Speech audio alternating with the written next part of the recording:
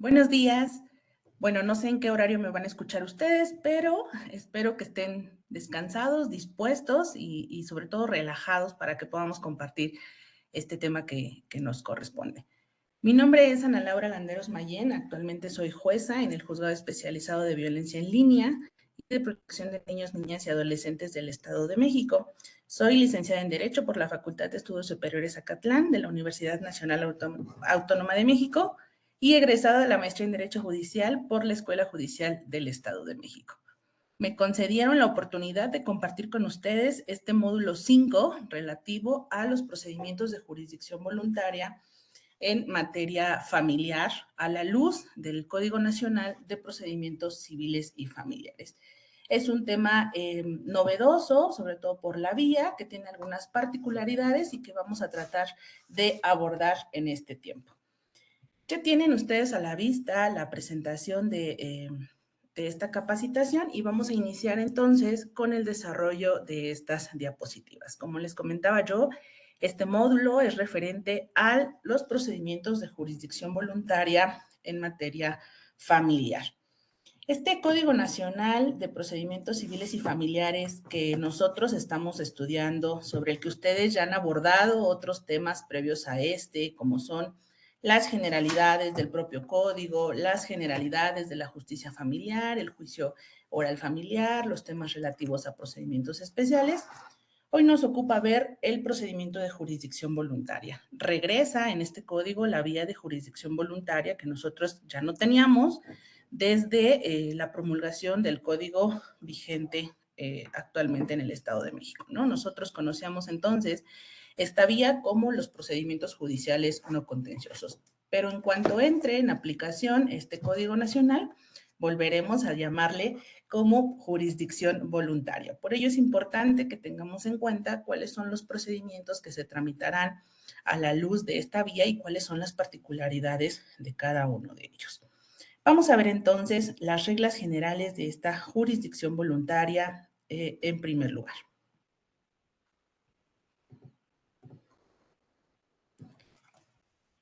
Como todos ustedes saben, o bueno, creo que hay algunos estudiantes, probablemente lo tengan presente, esta jurisdicción voluntaria se refiere a aquellos actos en los que no existe controversia alguna, sin embargo, es necesaria la intervención de la autoridad judicial, ya sea para reconocer un derecho, para declarar algún acto, etcétera, ¿no? ¿Quién conoce de estos procedimientos de jurisdicción voluntaria? De acuerdo a las reglas generales, debe conocer el juzgado familiar del domicilio del promovente, o bien por la competencia concentrada y concurrente, el juzgado familiar en línea del Estado de México. Ahí vienen algunos asteriscos porque hay algunas precisiones. En algunos procedimientos hay una regla de competencia específica que vamos a abordar más adelante cuando los vayamos desarrollando. Pero también este código nos trae la novedad de que también pueden ser conocidos estos procedimientos de jurisdicción voluntaria por un notario, que desde luego el que elija el peticionario. Hay algunas excepciones que están contempladas en el artículo 432 del Código Nacional y que se refieren específicamente a temas relacionados con niños, niñas y adolescentes o personas en algún grupo o situación de vulnerabilidad. Si es el caso, es decir, si esta jurisdicción voluntaria se refiere a esos temas, entonces no puede aplicar la tramitación notarial. Tendremos que agotar exclusivamente la tramitación a través de la autoridad jurisdiccional. Otra de las reglas generales son los supuestos para la procedencia de esta jurisdicción voluntaria. Procede, entonces, cuando, decíamos ya, se requiera un acto por disposición de la ley, cuando por disposición de la ley un acto requiera la intervención de la autoridad jurisdiccional. ¿Cuándo puede ser esto? Por ejemplo, en los casos de adopción, ¿no? Que forzosamente la ley que regula la adopción en nuestra entidad, la ley de los centros de asistencia social, establece que sea una autoridad jurisdiccional quien resuelva este tema. También procede en actos que por solicitud de las personas interesadas se requiera esta intervención judicial. Es decir, no existe una exigencia legal, sin embargo, las personas consideran necesaria esta intervención y entonces someten a consideración de un órgano jurisdiccional esta solicitud. También puede proceder esta vía de acuerdo al Código Nacional, y es también una de las novedades, cuando se requiera notificar o emplazar en procesos extranjeros a una persona aquí en el Estado de México, desde luego cubriendo los requisitos necesarios y verificando la legitimación de la parte que lo está solicitando. Cuando no proceden, es decir, que no puede incluirse en estos procedimientos de jurisdicción voluntaria, informaciones de testigos sobre hechos que sean materia de un procedimiento en curso, es decir, probablemente tengamos un procedimiento de acuerdo a las nuevas vías, un juicio oral familiar en donde se estén ventilando ciertos hechos y nosotros pretendamos desahogar a lo mejor una declaración de testigos en esta vía, no puede realizarse así porque ya hay un procedimiento en curso en el cual se están ventilando estos hechos. Entonces, esa sería la primera limitante o la primera causal de improcedencia. Y la segunda es que tampoco pueden ventilarse en esta vía pretensiones relativas a rectificar o constituir o modificar algunos asientos del registro civil. Para ello debe agotarse a través del procedimiento correspondiente, que no puede ser en esta vía de jurisdicción voluntaria. Entonces tenemos nosotros que ya sabemos cuáles son los supuestos en los que procede esta jurisdicción voluntaria, cuándo no, y ante quién podríamos proponer esta solicitud o quién va a conocer de ella. En los procedimientos de jurisdicción voluntaria no opera la caducidad, es decir, que con independencia de que no se resuelvan por algún tipo de inactividad, no puede declararse archivado este asunto por el transcurso del tiempo. Una de las novedades es que las resoluciones firmes que se emitan en estos procedimientos de jurisdicción voluntaria pueden modificarse. Para tal efecto, tendremos que tener en cuenta lo que disponen los artículos 178, párrafo tercero y 595, que está dentro de las reglas generales. Es decir, que la resolución firme pudiera modificarse a través de un procedimiento nuevo en la misma vía, desde luego, o bien a través de un incidente dentro del mismo expediente donde se dio a conocer esta providencia de jurisdicción voluntaria. También se regula lo relativo a la oposición de parte legítima en todos los procedimientos de jurisdicción voluntaria. Y sobre esto el Código Nacional nos habla que cuando haya una oposición de parte legítima antes de que se resuelva o de que se ejecute el acto o la providencia que se solicitó, el efecto será archivar el expediente, darlo por terminado. Si esta oposición se verifica después de que ya se ejecutó este acto, entonces únicamente vamos a hacer la declaratoria de dejar a salvo los derechos para que se hagan valer en la modalidad que se considere pertinente. En estos procedimientos de jurisdicción voluntaria debe intervenir el Ministerio Público cuando haya alguna afectación a intereses públicos, cuando se refiera a persona o bienes de niños, niñas y adolescentes o personas con discapacidad. También cuando se estén ventilando derechos o bienes de alguna persona ausente o desaparecida, cuando se refiere esta jurisdicción voluntaria a la intervención de personas en situación de vulnerabilidad, si lo piden las partes o la autoridad jurisdiccional lo considera necesario, y si la ley aplicable en materia sustantiva así lo prevé. Es decir, existen en la mayoría de los procedimientos de jurisdicción voluntaria una intervención del agente del Ministerio Público como representante, sobre todo para cuidar los intereses de estas personas en situación de vulnerabilidad.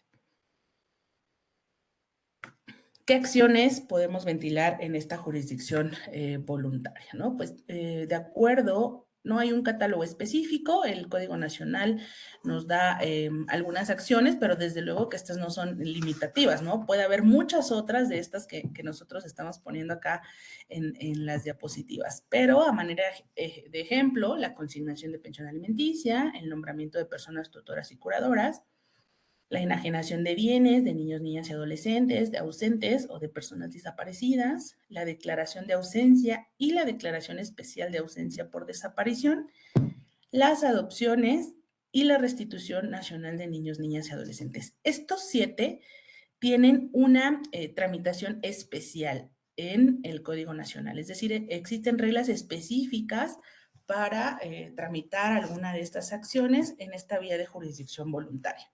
Pero también pueden tramitarse declaraciones de concubinato, cambio de régimen patrimonial, dependencias económicas, identidades de personas, ratificación de convenio, entre otras muchas más, en cuyo caso no hay una tramitación específica dentro del Código Nacional, así que tendremos que atender a las reglas del trámite general o a las reglas generales que rigen esta jurisdicción voluntaria. ¿Cuál es este trámite general?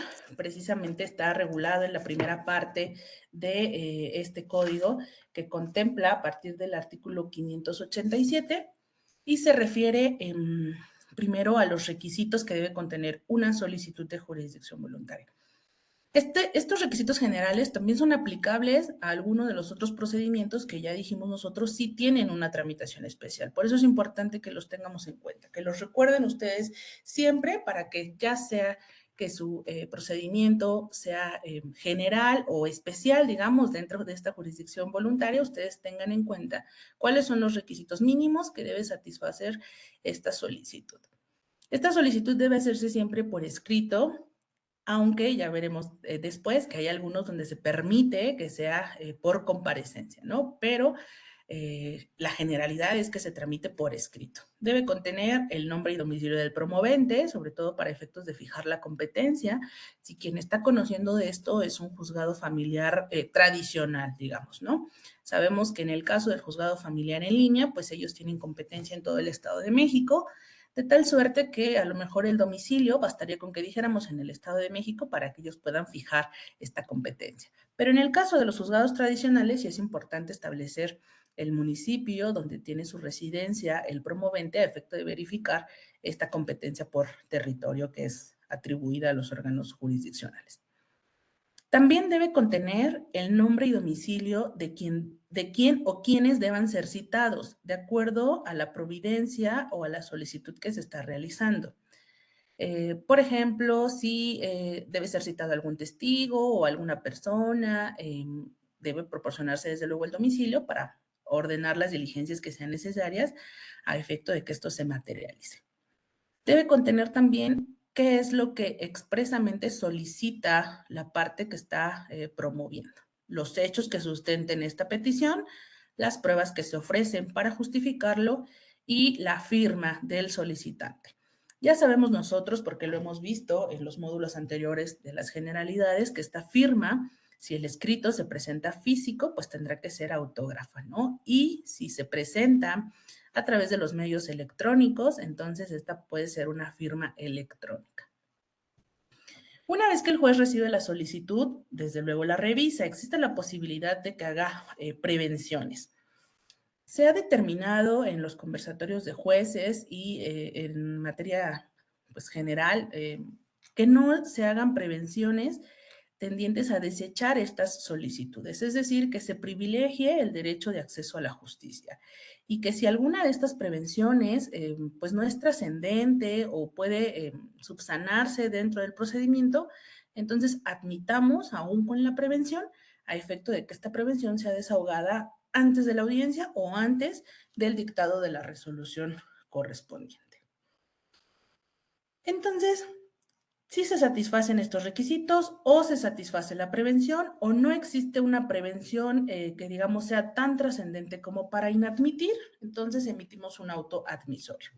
¿Qué debe contener este auto admisorio? Una fecha para audiencia dentro de los 15 días siguientes, si es que la naturaleza de las pruebas requieren pues un desahogo específico, ¿no?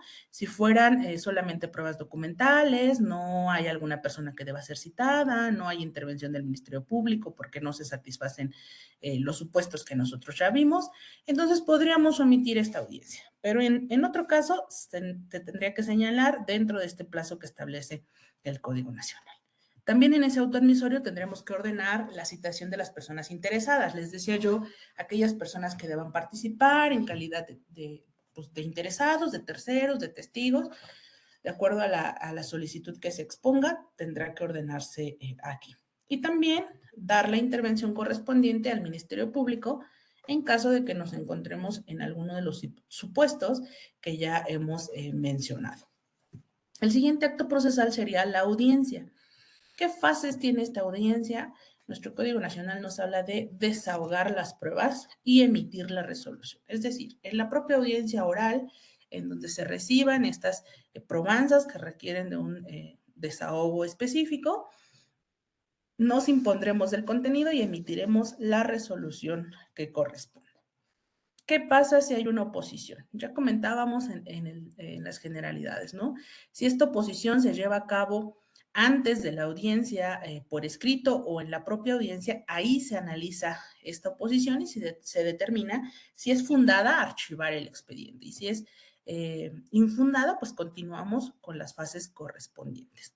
Si esta oposición se hace valer después de que ya se emitió la resolución correspondiente, entonces únicamente vamos a dejar a salvo los derechos de la parte opositora para que los haga valer en la vía y forma que estime pertinentes. La celebración de esta audiencia, donde se desahogan las pruebas y se estudia eventualmente la oposición que pueda llegar a realizarse, no puede diferirse, es decir, la inasistencia, en este caso del Ministerio Público o de alguna de las personas que fueron citadas para ese efecto, no impide la celebración. Más bien implica la preclusión de los derechos que pudieron haberse ejercitado. Entre ellos, desde luego, este derecho a formular una oposición. Una vez que se emite la resolución, esta resolución puede ser impugnable. Y aquí hay un tema interesante en cuanto a los recursos que se prevén en esta vía de jurisdicción voluntaria. Dice nuestro código que procede el recurso de queja contra la resolución desestimatoria de esta solicitud de jurisdicción voluntaria. Y procede la apelación en ambos efectos contra la resolución que dé concluido el procedimiento. ¿Por qué es particular esta reglamentación? Primero, porque la resolución desestimatoria no necesariamente tiene que darse al final de la jurisdicción voluntaria. Puede ser que se inadmita, ¿no? Que nos regresemos a esta parte donde está el auto admisorio y entonces inadmitamos esta solicitud de jurisdicción voluntaria, tiene el efecto de desestimar esta petición. Y entonces el recurso que procede sería el recurso de queja, de acuerdo a lo que aquí se está indicando, ¿no? Pero también procede el recurso de queja si en la sentencia o en la resolución final se desestima esta petición que está realizando la parte solicitante. Es decir, puede haber dos momentos en el que se desestime o se emite esta resolución desestimatoria y entonces contra esa resolución, en cualquier momento que se dé, procede el recurso de queja. Contra la resolución que dé concluido el procedimiento, procede el recurso de apelación. Pero también puede haber dos resoluciones que den por concluido el procedimiento. La primera sería si hay una oposición fundada, porque ya dijimos nosotros que el efecto de esta oposición sería archivar el expediente, darlo por concluido. Y esta declaración se contempla en estas hipótesis de proceder el recurso de apelación. Pero también la sentencia en sí misma que conceda la petición del solicitante es una de las formas de dar por concluido el procedimiento, es la forma normal en que terminan los procedimientos. Entonces, también en este caso procede el recurso de apelación. Tendremos que ser entonces cuidadosos en cuanto a cuál es la resolución que intentamos combatir para poder determinar cuál es el recurso que procede en esos casos, sobre todo por la diferencia que existe en cuanto a los plazos en los que deben hacerse valer. Aquí vemos ya el flujograma general de esta jurisdicción voluntaria, ¿no? Se recibe la solicitud que debe contener, ya dice aquí, los requisitos del artículo 589. Se revisa esta solicitud, si hay prevención o no satisface alguno de los requisitos, se realiza una prevención. Si no hay alguna prevención, directamente se admite. En esta prevención vamos a estar repitiendo constantemente esta parte del diagrama. Si cumple la prevención, entonces se admite, si no la cumple, entonces se archiva. Aquí podría ser el primer asterisco, ¿no? La primera resolución en donde se desestime esta solicitud y procede, ya dijimos, el recurso de queja. ¿Qué pasa si se admite? Si satisface estos requisitos legales, está escrito, entonces admitimos, proveemos sobre las pruebas que ofrece la parte, cuáles requieren ser preparadas y cuáles se desahogan por su propia especial naturaleza. Y además damos la intervención del Ministerio Público en el caso que así proceda. Si hay terceros o personas que deban ser citados, entonces los notificamos. Esta notificación es para el efecto de que en 3 días acudan al juzgado a imponerse de estas actuaciones y además para que acudan, de ser el caso, a hacer valer su oposición o hagan valer su oposición en la audiencia que se señalará dentro del plazo de 15 días. Si no hay tercero, entonces directamente de la admisión señalamos la audiencia para el desahogo de estas pruebas que fueron admitidas ya. En la audiencia, ya decíamos nosotros, se estudia si hay alguna oposición, se desahogan las pruebas y se dicta la resolución. Aquí, de acuerdo al flujograma, nos dice oposición, sí, entonces si es fundada, se concluye. Esta resolución sería apelable. Si no hay oposición, entonces se dicta la resolución. Si es desestimatoria, procede el recurso de queja. Si no es desestimatoria, es decir, si se concede la petición, entonces archiva el expediente y podría ser apelable, ¿no? Desde luego que el peticionario no va a apelar si se le concede lo que él solicitó, ¿no? Pero pudiera haber algún interesado, el tercero, por ejemplo, que no hizo valer su oposición oportuna y que se dejaron a salvo derechos, que pretenda plantear un recurso de esta naturaleza. Este es el flujograma general de esta jurisdicción voluntaria. Ya decíamos nosotros que en relación a los recursos debemos considerar, más allá del momento en el que se resuelva o en el que se plantee la resolución, cuál es el contenido de esta. Si la resolución final del procedimiento es desestimatoria, es decir, negar la petición, entonces procede el recurso de queja. Si no es desestimatoria, entonces procede el recurso de apelación. Para que, decía yo, seamos cuidadosos en atender al contenido de esta resolución y no propiamente al carácter que tenga. Es decir, no porque sea la sentencia de fondo o la resolución final de la jurisdicción voluntaria sigue una regla en cuanto al recurso. No siempre es apelable, como puede suceder en otras vías. Si es desestimatoria, admite el recurso de queja. Si no es desestimatoria y solamente pone fin al procedimiento, entonces admite el recurso de apelación. Vamos a iniciar ahora con estudiar cada uno de estos procedimientos específicos que regula el Código Nacional. Ya decíamos nosotros, hay 7 dentro del Código Nacional que tienen una regulación específica. Todos los demás, o sea, los que no se contemplen dentro de estos 7, atenderemos a las reglas generales que ya nosotros hemos estudiado, ¿no? Estas reglas generales que vimos son aplicables a todos los demás procedimientos que deban tramitarse en la vía de jurisdicción voluntaria. El primer trámite o la primera acción de jurisdicción voluntaria que vamos a ver es la consignación de pensión alimenticia. ¿Quién va a conocer de este trámite de pensión alimenticia? El órgano jurisdiccional del lugar donde reside la persona acreedora alimentaria. Aquí no hay una regla específica, sin embargo, entendiendo o aplicando por analogía las reglas relativas a los alimentos, se ha determinado que debe ser el órgano jurisdiccional donde reside la persona acreedora quien deba conocer de esto. Y hay una justificación para ello.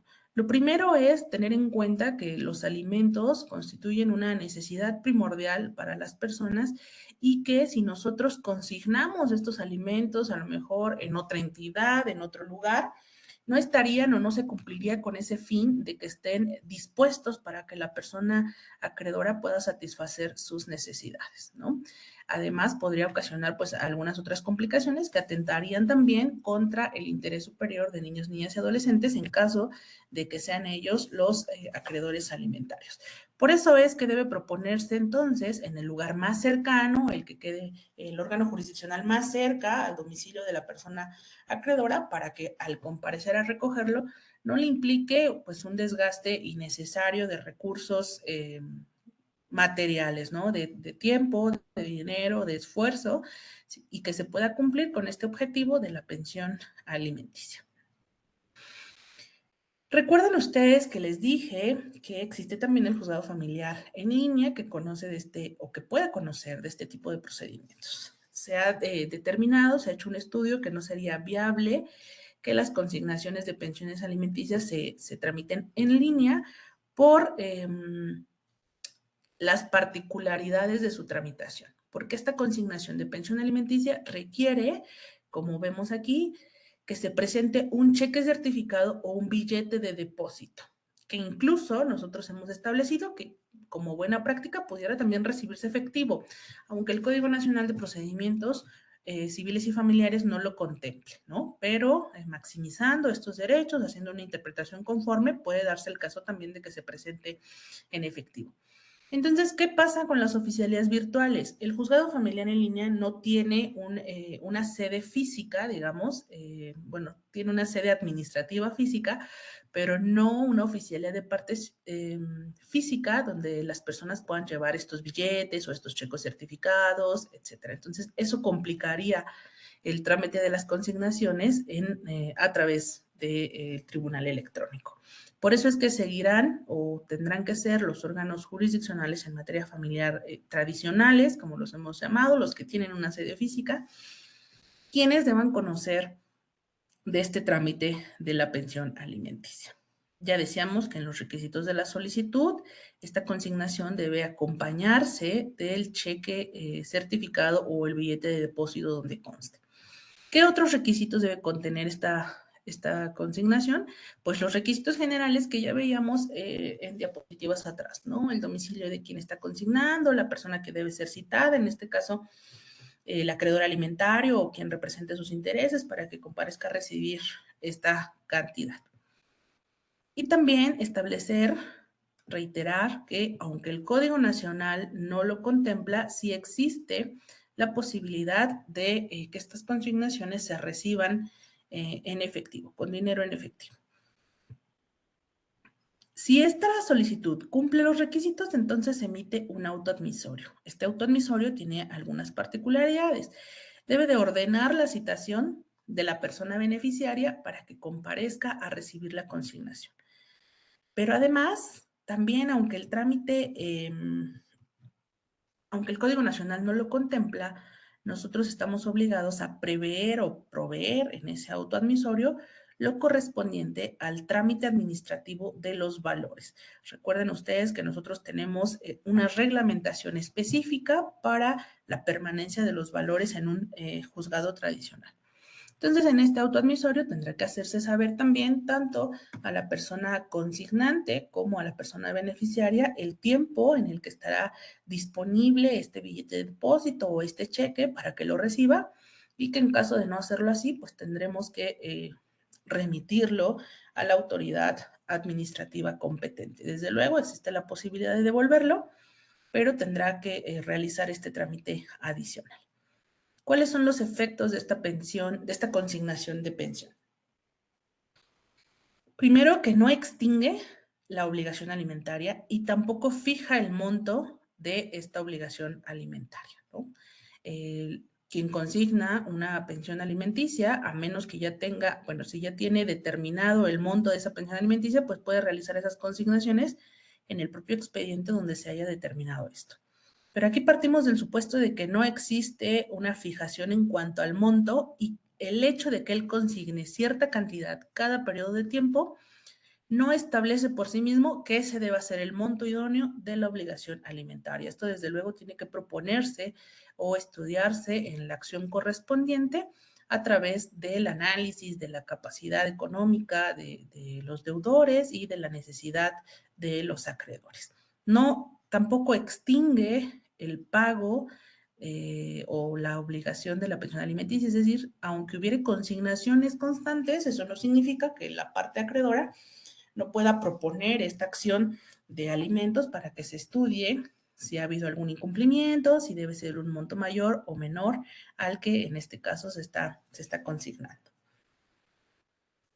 El Código Nacional permite que existan diversas consignaciones en el mismo expediente, ¿no? Anteriormente, esta consignación de pensión alimenticia, nosotros la ventilábamos como actos preparatorios y lo que hacíamos era recibir una consignación y archivar ese expediente. Entonces, podemos tener 10 o 20 o más expedientes de consignación de pensión alimenticia porque cada mes llegaban con un billete de depósito a consignar la pensión que de acuerdo a esto correspondía, y nosotros entregábamos ese billete y archivamos el expediente, entregábamos ese billete y archivamos el expediente. Aquí se permiten varias consignaciones o muchas consignaciones en el mismo expediente, es decir, si ya hay un expediente sobre esta consignación del mes y sea que la persona haya recibido o se haya negado a recibir la cantidad consignada, de cualquier manera el deudor puede seguir consignando en este mismo expediente las cantidades que él estime correspondientes u oportunas para satisfacer esta obligación.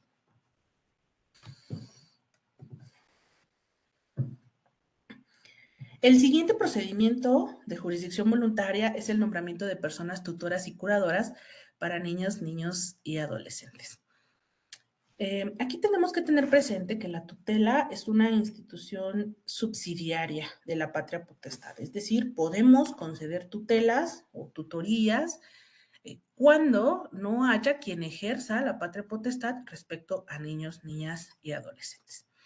En este caso, quienes pueden conocer de esta jurisdicción voluntaria para el nombramiento de personas tutoras puede ser el juzgado familiar donde residan los niños, niñas, adolescentes, o nosotros tenemos un juzgado especializado en adopciones, restitución internacional y procedimientos no contenciosos de niños, niñas y adolescentes. Obviamente con la entrada en vigor o con la entrada en aplicación del Código Nacional tendremos que cambiarle el nombre a nuestro juzgado especializado, ¿no? Ya no podrá llamarse de procedimientos no contenciosos porque esta vía pues ya no se contempla en el Código Nacional, a lo mejor tendría que llamarse y de jurisdicción voluntaria de niños, niñas y adolescentes. Pero bueno, ello no limita la competencia que ellos tienen para conocer de estas jurisdicciones voluntarias relacionadas con ellos, niños, adolescentes, como son este nombramiento de personas tutoras y curadoras. Los requisitos de la solicitud son los mismos que en el trámite general y el autoadmisorio tiene ciertas particularidades. Primero, tendremos que determinar en ese autoadmisorio, de acuerdo a las documentales que se propongan, pues la declaración del estado de minoría de edad, porque conforme a nuestro código sustantivo no puede conferirse ninguna tutela si no está declarado previamente este estado de minoridad.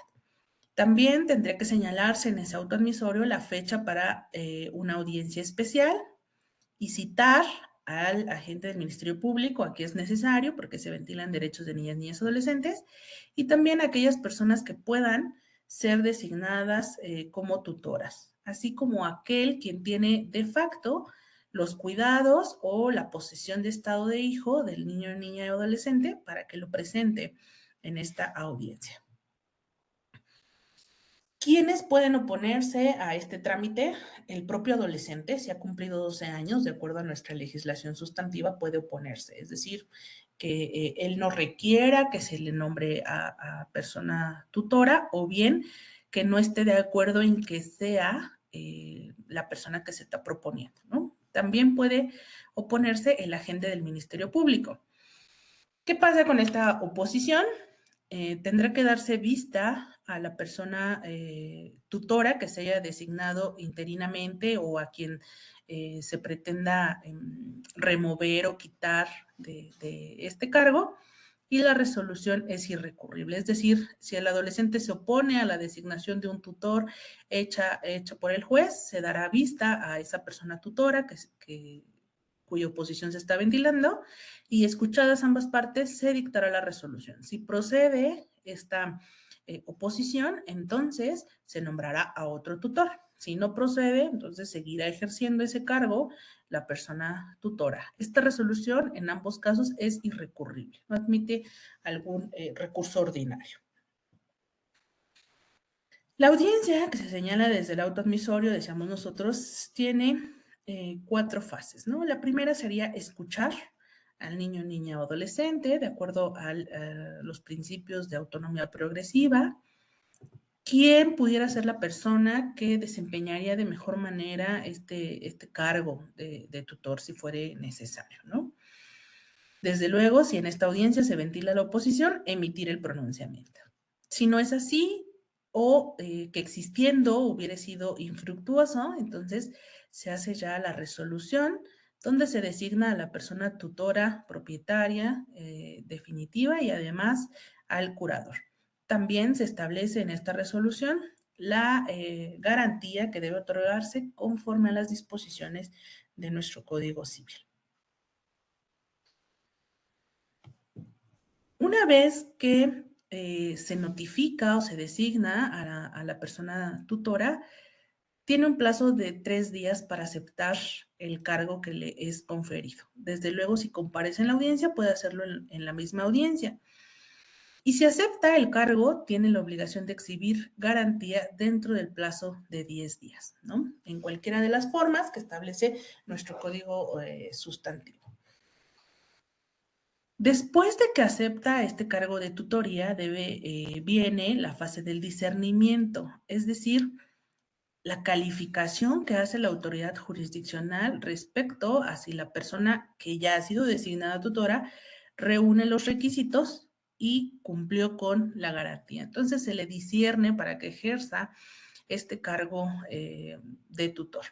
Si es así, es decir, si reúne los requisitos, otorgó la garantía, cumplió con lo que se le impuso, entonces puede ejercer ya plenamente este cargo, pero además de nosotros tenemos la obligación de anotarlo en el registro de discernimientos. Este es un nuevo registro que surge precisamente con este Código Nacional, no teníamos regulado antes, y que de acuerdo a este debe contener mínimamente el nombre del pupilo, la fecha de resolución de la tutoría, el nombre del tutor, domicilio, teléfono y correo electrónico para que le puedan ser practicadas las notificaciones posteriores. De acuerdo al propio código, este registro de discernimientos puede ser consultable por la Procuraduría de Protección de Niños, Niñas y Adolescentes y por el Ministerio Público adscrito al órgano jurisdiccional. Y vamos a ver ahorita cuál es el efecto de tener acceso a este registro de discernimientos, ¿no? Si el juez califica o niega el discernimiento, es decir, que la persona no reúne los requisitos para ser tutor o no otorga la garantía, entonces deniega el discernimiento, esa resolución también es irrecurrible, pero entonces lo conducente es proceder a la designación de una nueva persona tutora. Es decir, como si fuera un ciclo, ¿no? Nos regresamos. Lo vamos a ver ahorita en el flujograma, cómo es que la denegación tiene el efecto de regresar con el trámite, verificar nuevamente quiénes pueden ser tutores y hacer el trámite correspondiente. ¿Qué medios de impugnación se contemplan acá? Primero, la oposición o la resolución de la oposición, ya sea del adolescente o del MP, es irrecurrible siempre, ¿no? Y en caso de que alguno de los tutores se excuse y ya sea que se admita la excusa o se niegue la excusa, esta resolución es apelable en el efecto devolutivo. Una vez que se ha otorgado una tutoría, pues ahí no termina el expediente y ya lo mandamos al archivo, sino que hay que prever un seguimiento que se haga de este nombramiento de personas tutoras y curadoras.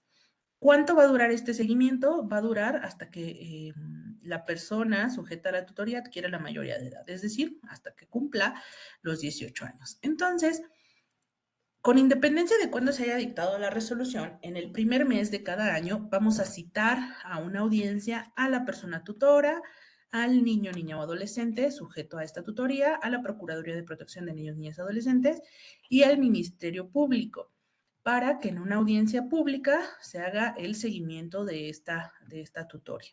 ¿Qué va a pasar en esa audiencia? Primero se van a recibir las cuentas si es que quien se designó tutor administre bienes de niños, niñas, adolescentes. Si no, pues esta parte se omite, ¿no? Pero además vamos a recibir un informe médico, de acuerdo con las formalidades que establece este código, un certificado médico, si el niño, niño o adolescente tiene un padecimiento específico o alguna enfermedad particular, también el informe de la especialidad para ver cuál ha sido su estado de salud durante ese año, ¿no?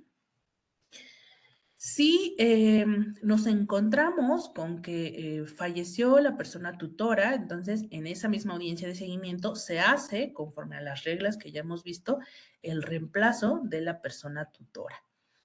Si de este seguimiento se advierte alguna negligencia, algún descuido por parte de la persona tutora, se inicia, se da intervención del Ministerio Público para iniciar el trámite incidental de remoción de la persona tutora, ¿no? Si a lo mejor de un informe advertimos que su estado de salud era, pues, bueno, y que debido a cuidados o a que desatendió sus consultas o a de que el tutor no estuvo pendiente de sus medicamentos, etcétera, empeoró este estado de salud, entonces eso podría considerarse una negligencia y sería suficiente para ventilar en la vía incidental la remoción de esta persona tutora o curadora. Entonces, este seguimiento, decíamos, ya se puede hacer o se debe hacer durante el primer mes de cada año. Y por eso es importante este registro de discernimientos que nosotros comentábamos en la diapositiva anterior, ¿no? ¿Cómo va a saber la Procuraduría y el agente del Ministerio Público quiénes son las personas sujetas o quiénes son, cuántos asuntos vamos a tener que revisar, etcétera? Pues por este registro precisamente, porque ahí se va a controlar qué seguimiento se ha dado, quién es el tutor, e incluso los datos de contacto por si llegara a haber alguna emergencia o alguna situación particular por la cual deba contactarse a la persona. Los casos de remoción, ya dijimos, tendrá que ventilarse vía incidental y pueden ser por descuido o maltrato del pupilo, ya decíamos, si se justifica en este seguimiento alguna negligencia o antes, ¿no? Incluso si fuera a mediados de año, no en el primer mes del año, pero si se toma noticia, ya sea por el DIF, por la Procuraduría de Protección de Niños, Niñas y Adolescentes o por el Ministerio Público, alguna circunstancia de maltrato, entonces puede ventilarse vía incidental esta remoción a petición de alguno de ellos. O también si es que el tutor administra bienes y no rinde las cuentas dentro del plazo que se establece. Dice aquí que dentro del primer mes de cada año debe presentar la cuenta, pero más adelante el código nos habla que puede prorrogarse o extenderse este plazo dentro de los siguientes 3 meses. Es decir, no las presentó en la primera audiencia, pero puede hacerlo dentro de los siguientes 3 meses. Si no lo hace, entonces ya hay una causa para proceder a esta remoción vía incidental. Hay algunas particularidades con relación a este procedimiento de personas tutoras y curadoras. En cualquier momento puede decretarse el cuidado de niños, niñas y adolescentes, aún estando sujetos a patria potestad o tutela. Es decir, es como un procedimiento distinto o una modalidad distinta dentro de este procedimiento de jurisdicción voluntaria. Ya dijimos que la tutela solo procede cuando no hay quien ejerza patria potestad. Pero aquí, como una particularidad, podemos decretar el cuidado de niños, niñas y adolescentes, aún estando sujetos a patria potestad o a otra tutela, cuando sean maltratados por sus padres o tutores, cuando reciban o estén recibiendo ejemplos perniciosos o cuando sean obligados a cometer actos reprobados por la ley.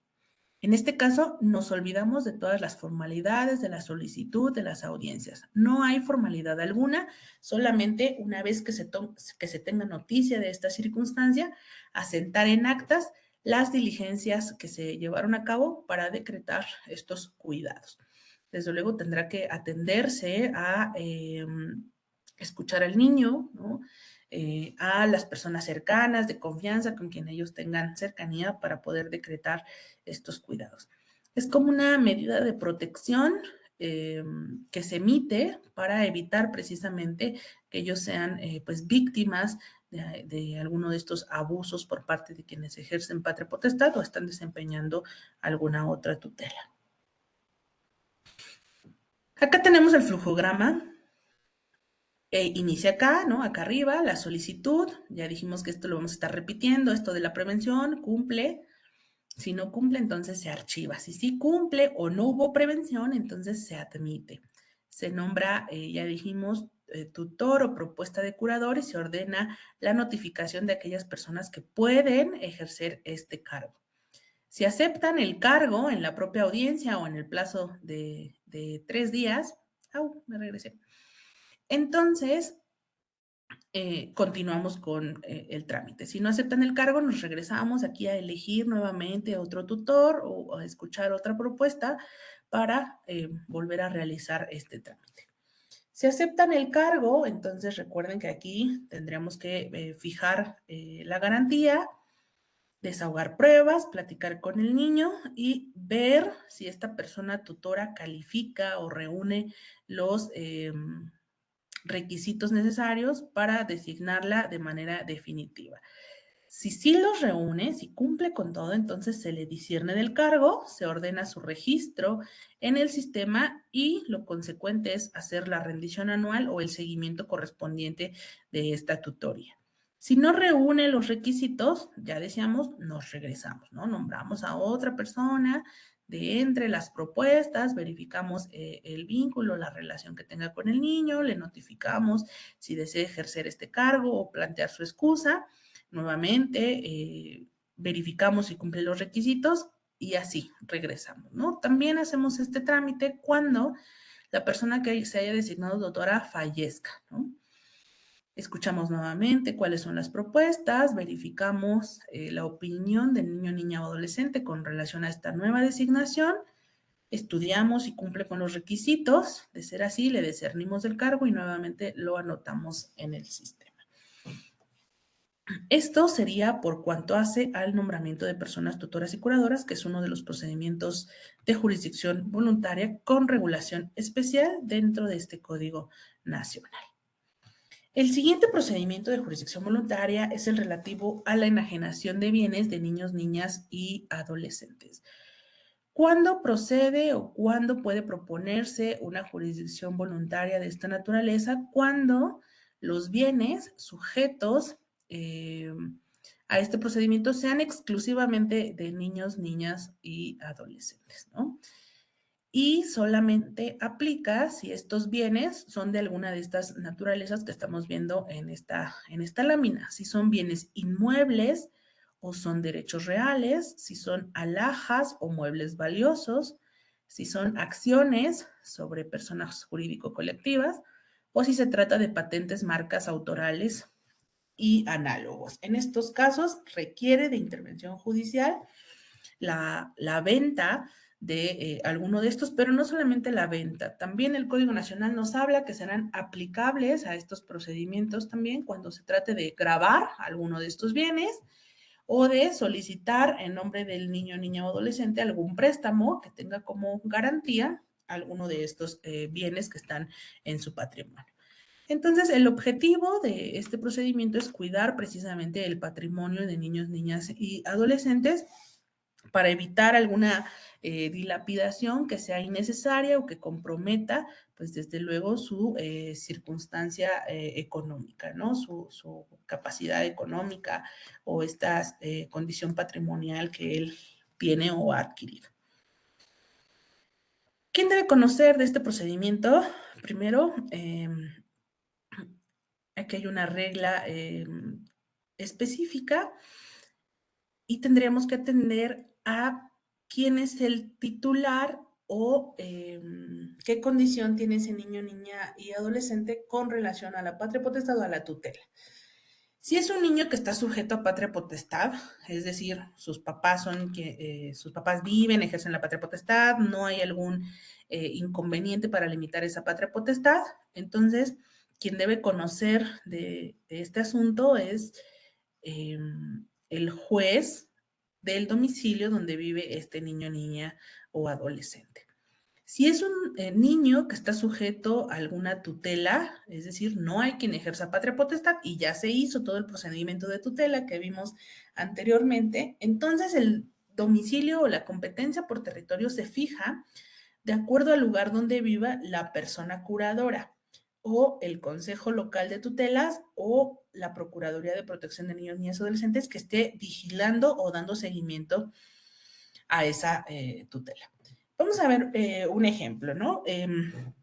Si el niño está en Toluca y viven sus papás y sus bienes están en Toluca y pretenden venderlos por alguna de las causas fundadas que vamos a ver más adelante, entonces puede ser un juzgado familiar de Toluca el que conozca de esta enajenación de sus bienes, ¿no? De la propuesta. Pero si es un niño que, aunque vive en Toluca, el curador o la persona curadora está en Naucalpan y la tutela se otorgó allá en Naucalpan y quien está dando seguimiento a esta tutela es el DIF, la Procuraduría de Protección de Niños, Niñas y Adolescentes de Naucalpan, entonces quien debe conocer de esto es un juzgado familiar de allá.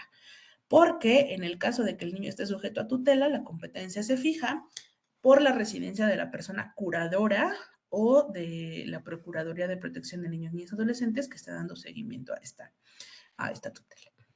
En cuestión de la materia, también puede haber dos posibilidades, ¿no? Que conozca un juzgado familiar tradicional, como ya vimos, o un juzgado o el juzgado especializado en procedimientos no contenciosos relacionados con niños, niñas y adolescentes. En el caso de este juzgado, que ya dijimos que es de jurisdicción concentrada, pues ahí no aplicaría el hecho de que esté el niño en un domicilio u otro, porque este juzgado, reiteramos, tiene competencia en todo el Estado de México.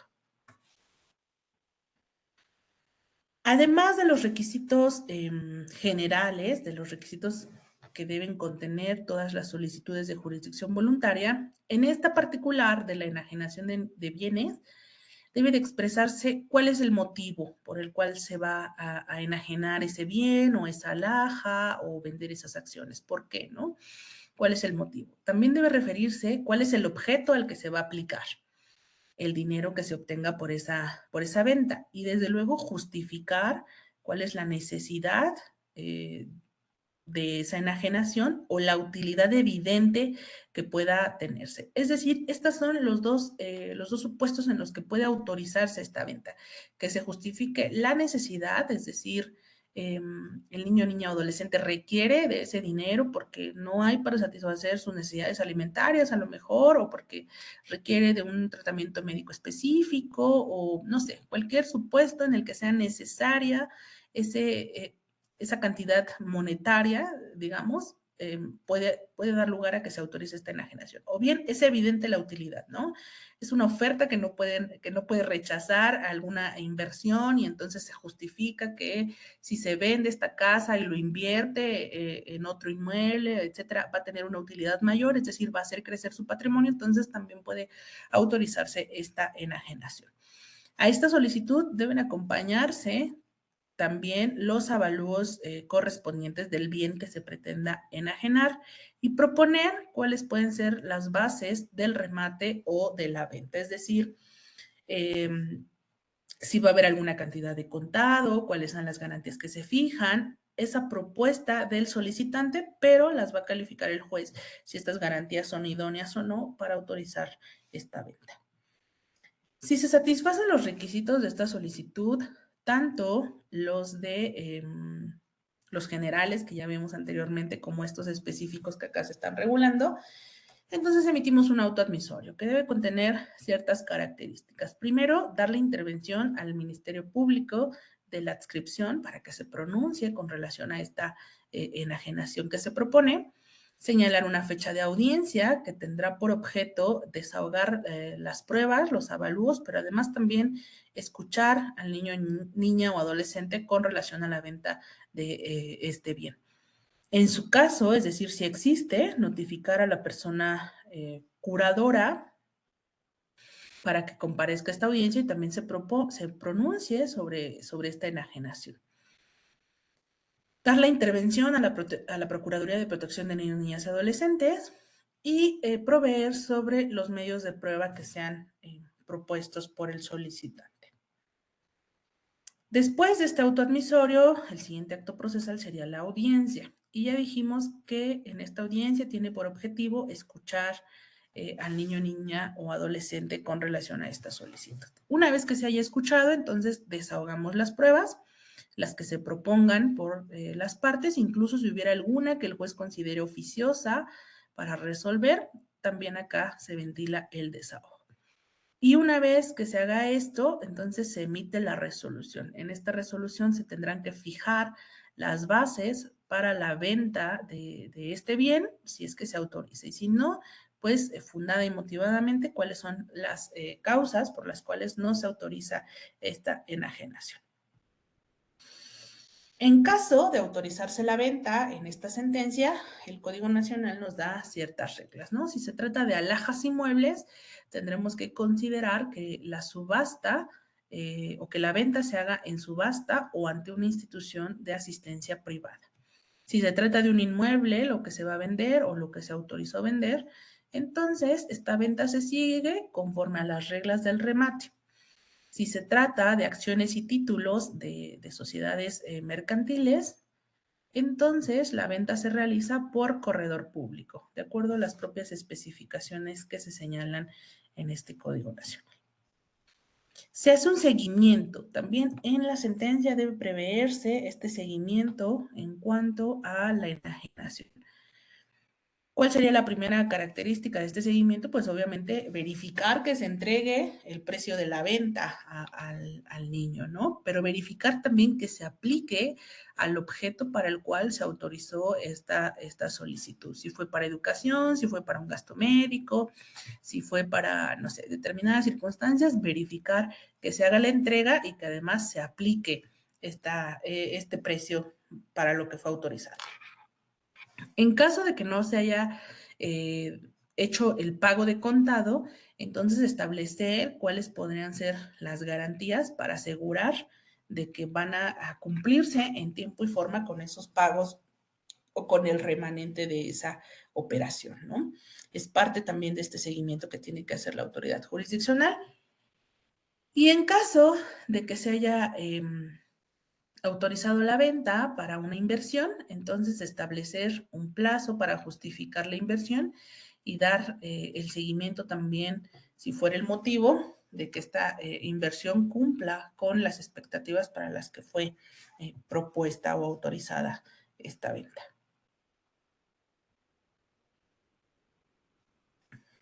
Este seguimiento se realiza, obviamente, hasta que se cumpla con el objetivo, ¿no? Si ya se entregó el precio de la venta y ya fue aplicada a los objetos o al objeto para el que se autorizó, ahí ya se ordena el archivo del expediente.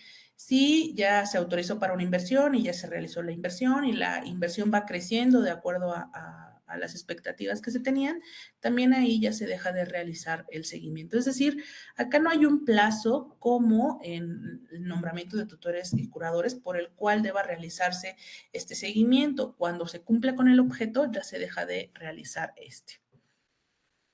El siguiente procedimiento que vamos a ver es el procedimiento de declaración de ausencia y el procedimiento de declaración especial de ausencia por desaparición.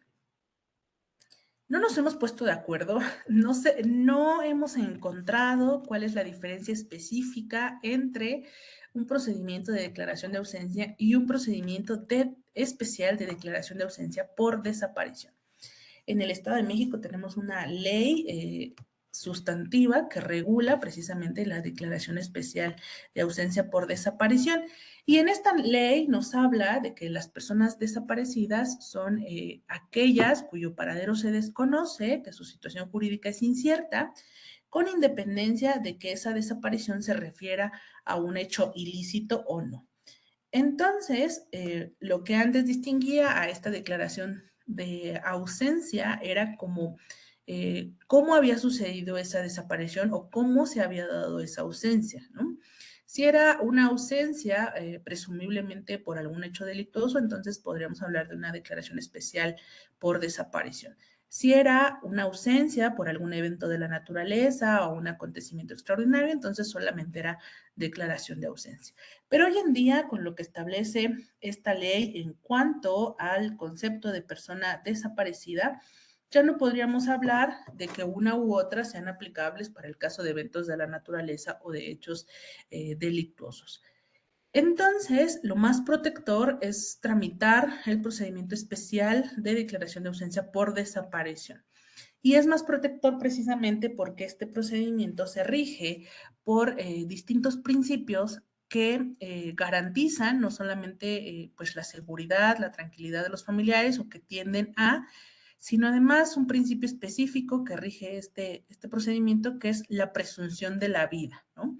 A contrario de la declaración de ausencia que teníamos regulada en nuestro código, que ya hoy en día esta figura está abrogada, pero que tenía como finalidad tramitar después un procedimiento de presunción de muerte. Ahora lo que se hace es presumir la vida, es decir, es una presunción legal que la persona está viva a pesar de su ausencia, y entonces habría que asegurar pues el reconocimiento de su personalidad jurídica, la subsistencia de sus derechos, en tanto aparece o en tanto se puede hacer una declaración en otro sentido. Pero no hay una distinción específica en cuanto a decir, en estos casos puede ser declaración de ausencia y en estos casos puede ser declaración especial de ausencia por desaparición. Les digo yo que, de acuerdo al concepto que nos da la ley para la declaración especial de ausencia por desaparición de personas, la persona desaparecida es aquella cuya ubicación y paradero se desconoce, independientemente de que su ausencia se relacione o no con la comisión de un delito. Entonces, estamos hablando de que cualquier persona que no tengamos noticia de ella, de su paradero, de su domicilio, puede considerarse para este procedimiento especial de declaración de ausencia por desaparición. ¿Cuál es la finalidad de este procedimiento?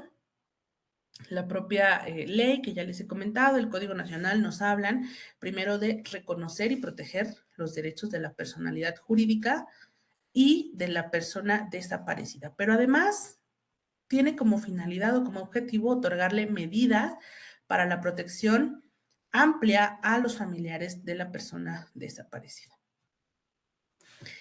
Hoy en día vemos pues todos los días, ¿no?, que hay casos de personas desaparecidas, y además de la angustia que implica pues por sí mismo esta desaparición de las personas, quienes se quedan al frente de una familia, o suponiendo si desaparecen los hombres, las mujeres que se quedan al frente de esta familia tienen además la angustia de cómo satisfacer las necesidades alimentarias de los niños, niñas, adolescentes que se quedan bajo sus cuidados. Entonces, el legislador advirtió la necesidad de proteger ante la ausencia de una persona a sus familiares, ¿no? Otorgando o buscando que se otorguen medidas que sean tendentes precisamente a la protección del núcleo familiar y que no queden ellos en estado de vulnerabilidad, con independencia del resultado que se haga sobre la búsqueda de esta persona. ¿Quién puede conocer de un procedimiento de declaración de ausencia o declaración especial de ausencia por desaparición? De acuerdo al territorio, el juez del último domicilio de la persona desaparecida, o del domicilio de la persona quien promueva la acción, o del lugar en donde se presuma que ocurrió la desaparición, o el lugar donde se esté llevando a cabo la investigación. Es decir, existen 4 criterios para fijar la competencia por territorio en esta jurisdicción voluntaria, ya sea el domicilio de la persona desaparecida, el domicilio de quien está promoviendo esta declaración, donde se presuma que ocurrió la desaparición, o donde se está llevando a cabo la investigación de la desaparición, si es que se está llevando a cabo, porque recuerden que no hay, digamos, no hay la condición de que sea por un hecho delictuoso para que se lleve a cabo esta declaración especial por desaparición. ¿Quién puede ser el solicitante de esta declaración de ausencia? De acuerdo al Código Nacional, el artículo 621 habla de manera general cualquier persona a quien le asiste interés conforme a la legislación sustantiva. Y nuestra legislación sustantiva, que es la Ley para la Declaración Especial de Ausencia por Desaparición de Personas del Estado de México, habla que pueden ser los familiares de la persona desaparecida, los representantes legales de los familiares, la Comisión Ejecutiva de Atención a Víctimas, en este caso del Estado de México, la Procuraduría de Protección de Niños, Niñas y Adolescentes del Estado de México, quien acredite tener un interés jurídico para litigar o defender los derechos de la persona desaparecida, el agente del Ministerio Público que conoce de la investigación si fuera el caso, o cualquier persona que tenga una relación sentimental, afectiva o de confianza inmediata y cotidiana con la persona desaparecida. Cualquiera de ellos puede proponer esta solicitud de declaración de ausencia o de declaración especial de ausencia por desaparición. ¿Qué requisitos debe contener esta solicitud? Los encontramos en la ley sustantiva y son precisamente los datos personales de la persona solicitante y además revelar en qué calidad está promoviendo, ¿no? Ya decíamos quiénes pueden ser, entonces hay que revelar esa calidad, ¿no? Comparezco en mi carácter de familiar, en mi carácter de tener una relación afectiva con la persona desaparecida, en mi carácter de representante legal de los familiares, los asesores jurídicos de la Comisión Ejecutiva de Atención a Víctimas, revelar en qué carácter están haciendo o solicitando esta declaración de ausencia. Debe contener también el nombre, domicilio, fecha de nacimiento y estado civil de la persona desaparecida. Los datos de la denuncia que se haya realizado por la desaparición o de la queja que se haya propuesto ante la Comisión de Derechos Humanos por la falta de búsqueda de esta persona. Es importante también conocer la fecha y lugar de los hechos relacionados con la desaparición o la última vez en que se vio a la persona desaparecida. Evidentemente habrá casos en que la persona solicitante no conozca estos hechos. Bastará, de acuerdo a nuestra ley, con la presunción de el lugar y fecha para colmar este requisito. Debe revelarse también el nombre y edad de los familiares, de los dependientes económicos y de aquellas personas que tengan una relación sentimental.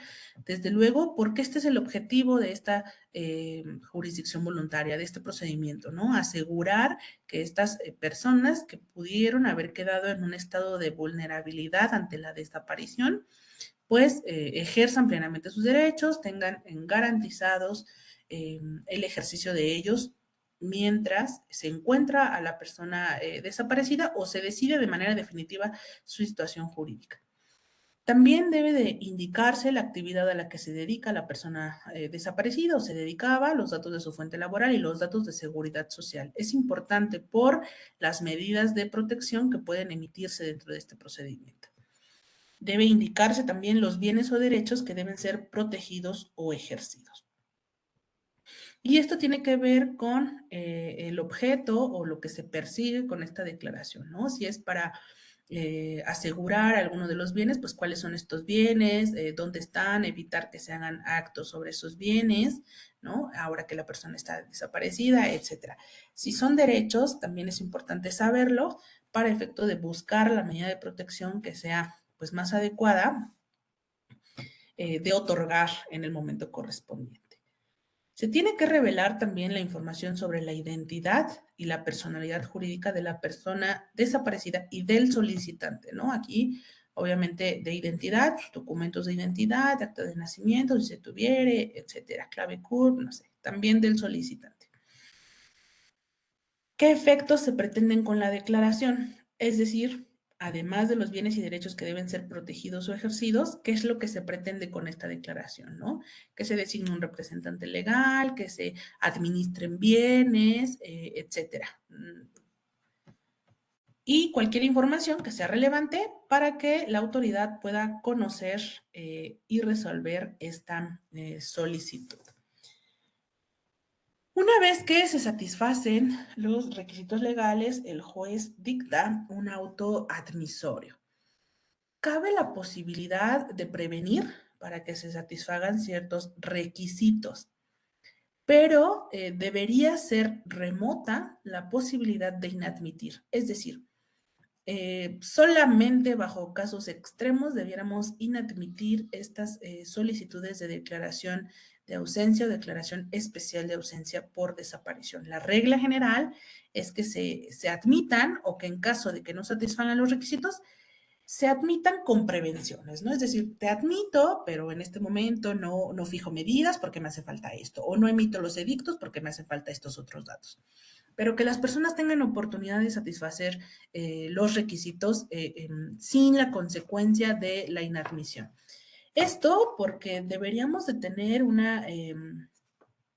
primero, pues una perspectiva distinta en cuanto a la empatía, ¿no? quién está tramitando estos procedimientos y para qué efectos, pues probablemente ya su situación psicológica, su situación económica, social, familiar, sea ya tan complicada que el trámite jurisdiccional es pues lo último que le faltaba, ¿no? Lo que viene a dar al traste con esta circunstancia. Entonces, nosotros como operadores jurídicos tendríamos que lograr que sea pues más noble, ¿no? O más sencillo o menos doloroso este trámite para aquella persona que se encuentre en esta situación.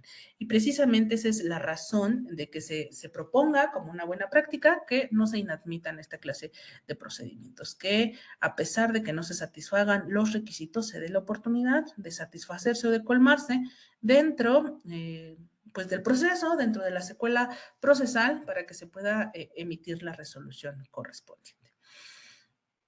¿Qué medidas provisionales podemos emitir en estos procedimientos? Y aquí hay dos momentos para emitir las medidas provisionales. Uno puede ser en el propio autoadmisorio. Si del autoadmisorio ya tengo los datos suficientes para establecer la necesidad de alguna de estas medidas, la racionalidad de estas, entonces desde ahí podríamos emitirlas. Si no se tiene, entonces puedo generar una audiencia especial para allegarme de mayores elementos que me permitan decretar estas medidas provisionales.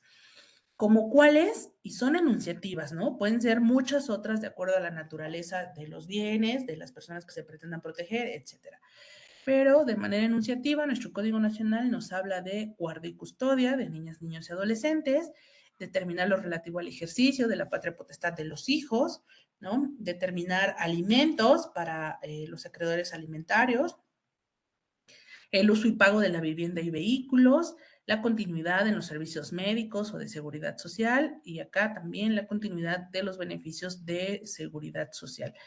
Desde luego esto va a ser en tanto se lleva a cabo el procedimiento y una vez que se emite el procedimiento, fijar de manera definitiva qué efectos van a tener estas medidas provisionales con relación a la persona desaparecida.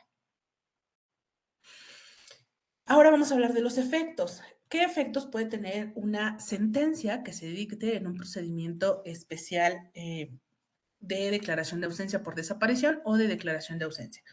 El primero sería el reconocimiento de la ausencia, ¿no? Reconocer judicialmente la ausencia de determinada persona y desde luego asegurar la continuidad de la personalidad. De acuerdo a este principio que yo les hablaba de presunción de la vida, se presume que sigue con vida y entonces habrá que asegurar la permanencia de esta personalidad jurídica. Tendremos también que fijar los efectos de esta ausencia con relación a los niños, niñas y adolescentes vinculados a la persona desaparecida. Patria potestad, pensión alimenticia, si fuera el caso, ¿no? Guarda y custodia. También tendremos que fijar los efectos respecto al patrimonio de la persona desaparecida, proteger el patrimonio de la persona. Sobre la seguridad social para los beneficiarios, se puede declarar la suspensión de actos judiciales, mercantiles, civiles o administrativos relacionados con la persona desaparecida, la inexigibilidad de deberes, prever lo necesario a la representación legal, es decir, quién o quiénes van a ejecutar los actos jurídicos de la persona desaparecida en tanto persiste esta declaración, qué tendrá que hacerse para el caso de que se localice a la persona, ¿no? Una vez que se localice, desde luego, pues quedan sin efectos las providencias que nosotros hubiéramos decretado en su ausencia, y él recobra pues entera disposición y capacidad para disponer tanto de sus bienes como de su familia, ¿no? Hacerse partícipe en la vida de su familia. No se puede obligar al solicitante a continuar después de la declaración especial de ausencia por desaparición con el procedimiento de presunción de muerte. Es siempre voluntario. Decíamos, nosotros ahora tenemos un principio de presumir la vida. En ese caso, será pues a voluntad de los familiares, del solicitante, de quien esté realizando esto, si desea continuar con el trámite de presunción de muerte o si basta para pues el ejercicio de los derechos que ellos tenían, esta declaración especial o esta declaración de ausencia. Y también en cualquier momento, o sea, si aparece la persona, ahí se termina, digamos, los efectos de este procedimiento. Pero también en cualquier momento las personas solicitantes podrían desistir de esta declaración de ausencia. Y en ese caso, pues ya no quedarían sin efecto las medidas provisionales dictadas y ya no habría necesidad de resolver. Es absolutamente voluntario, ¿no? Una vez que se inicia, continuarlo por parte de quienes están legitimados para ello. Y acá vemos el flujograma de esta declaración de acuerdo al empate que se realiza sobre las reglas que establece nuestro Código Nacional y la ley especial que les he comentado. Entonces tenemos que hay una denuncia o reporte o queja por desaparición que puede ser presentada ante el Ministerio Público cuando es presumiblemente constitutivo de un delito o ante una comisión de búsqueda o ante la Comisión de Derechos Humanos, ¿no? Pasados 3 meses desde que se realiza esta denuncia sin que aparezca la persona, entonces se puede plantear la solicitud de declaración de ausencia o declaración especial de ausencia por desaparición. Esta solicitud debe cumplir los requisitos que establece la ley para la desaparición especial, para la declaración especial de ausencia de personas desaparecidas en el Estado de México. Si satisfacen los requisitos, ya dijimos, se admite, si no, aquí se archiva y ese auto sería apelable. Aunque recuerden ustedes que hemos mencionado que como buena práctica, el archivo o la inadmisión sería un caso extraordinario, ¿no? Que se debe privilegiar la admisión de este tipo de procedimientos y en lugar de ello, prever que se satisfagan los requisitos dentro de la secuela procesal. En el auto admisorio se requiere a las autoridades, a las agencias del Ministerio Público, a la Comisión de Búsqueda, a la Comisión de Derechos Humanos que tengan antecedente de estos, que remitan los expedientes relativos a la persona desaparecida, pero también a la atención que hayan dado a sus familiares y que permitan a la autoridad jurisdiccional resolver este procedimiento. Se dictan aquí medidas provisionales o bien dentro de una audiencia especial que se celebra en los 5 días siguientes si no existen elementos y entonces habría que recabarlos. También se ordena la publicación de edictos, aquí me faltó una E, ustedes disculparán, estas láminas son interactivas, pero es edictos. Se ordena la publicación de edictos de acuerdo a lo que establecen los artículos 16 y 18 de la propia ley especial. Estos edictos se publican 3 veces de 5 en 5 días naturales.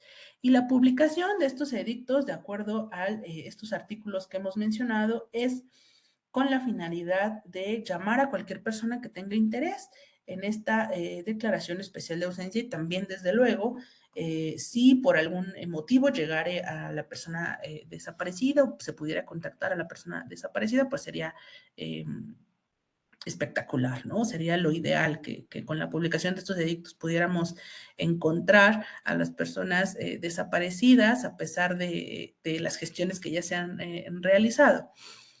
Estos edictos deben publicarse en el Boletín Judicial, en el periódico oficial, Gaceta de Gobierno, en las páginas oficiales, ahora con el uso de las tecnologías, ¿no? En las páginas oficiales de la Comisión de Búsqueda de Personas, de la Comisión de Derechos Humanos del Estado de México y ayuntamientos.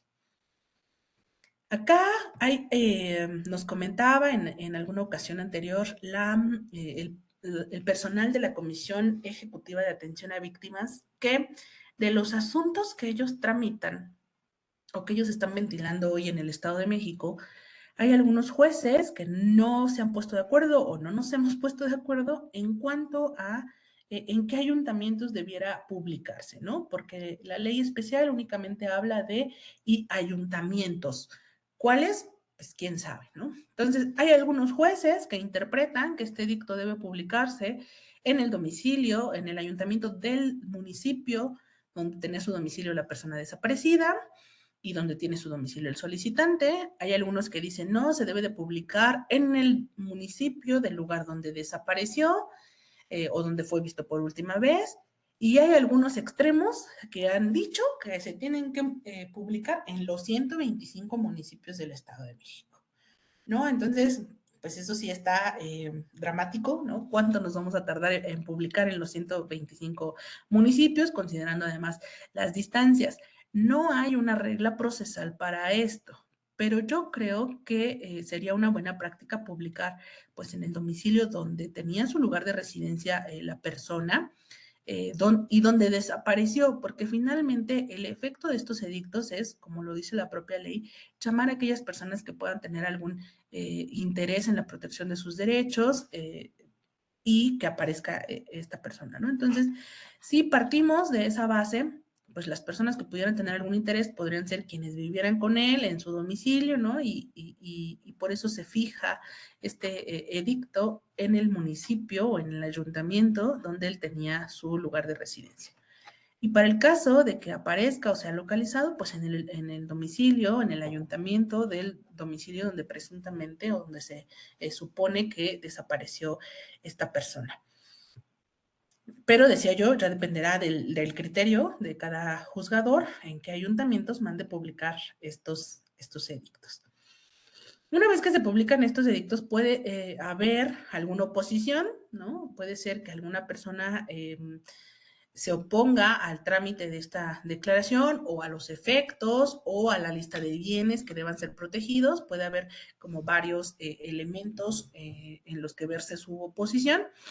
Y si hay, entonces tendremos que escuchar al opositor y recibir las pruebas que él proponga. En caso de estas pruebas, se reciben en una audiencia que se celebra dentro de los 15 días siguientes a la publicación del último edicto.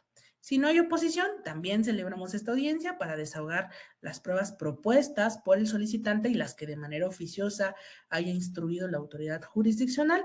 Y en esa audiencia emitimos la resolución correspondiente, ya dijimos, fijando los efectos de esta declaración conforme a las láminas que vimos anteriormente. Esta resolución de declaración de ausencia es apelable, admite el recurso de apelación.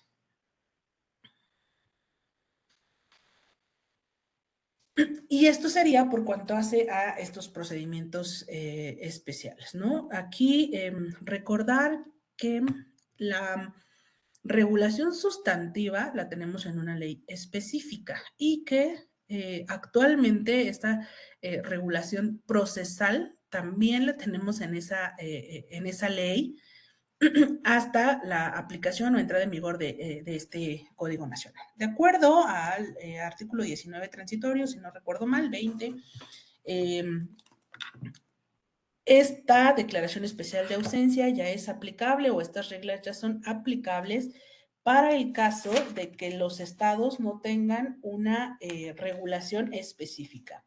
Es el artículo 20, aplicación suplementaria de las disposiciones del Código Nacional. Si en la fecha de publicación no hay una regulación relacionada con el procedimiento especial de declaración de ausencia, entonces se aplicarán suplementariamente las disposiciones del Código Nacional. No es el caso del Estado de México, porque nosotros dijimos si tenemos una ley especial en esta materia y entonces hoy en día procesal y sustantivamente se aplican las reglas que establece esta legislación. Ahora vamos a ver el procedimiento de adopción. Es otra de las acciones que se ventilan en esta vía de jurisdicción voluntaria. ¿Quién conoce de un procedimiento de adopción? En este caso hay una competencia concentrada del juzgado especializado de procedimientos de adopción y restitución internacional de menores y demás especiales no contenciosos relacionados con menores de edad y sumario de conclusión de patria potestad. Este nombre larguísimo del juzgado es el juzgado especializado que puede conocer de adopciones. No hay hoy en día otro juzgado que pueda tramitar estas adopciones más que este juzgado especializado. Y obviamente, sustantivamente, esta adopción tiene una ley especial también, ¿no? La ley que regula los centros de asistencia social es la que fija los requisitos y los supuestos en los que puede otorgarse una adopción en el Estado de México.